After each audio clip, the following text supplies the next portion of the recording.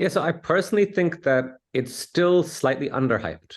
I think that everyone was really surprised by the capabilities of ChatGPT when they first saw it. This was for a lot of people their first interaction with a really state-of-the-art model. And they updated their kind of estimates of the capabilities of AI to now include a world that has ChatGPT in it.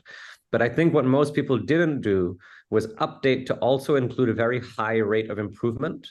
And so I feel like when I speak to most people, they're imagining a near future, maybe not 6 months, but say a year or 2 years in the future, which looks largely like the present, but with ChatGPT kind of more or large language models more evenly distributed.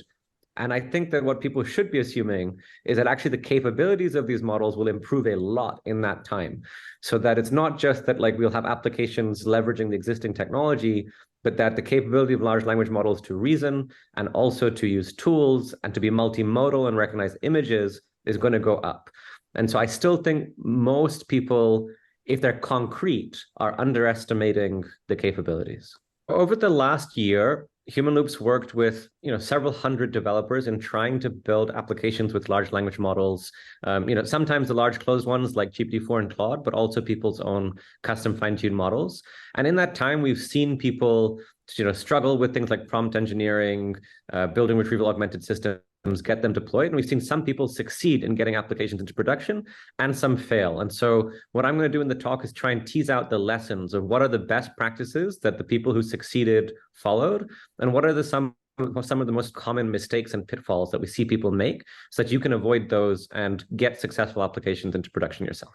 So I think the main impact is helping people bridge this gap from a compelling demo, which I think is very easy to do with these large language model applications, to something that's reliable and trustworthy in production by giving people the tools they need to measure how well it's working and then take actions to improve their applications. And those actions might be prompt engineering, but they might also be fine-tuning a custom model. So it's a combination of evaluation and then actions to improve.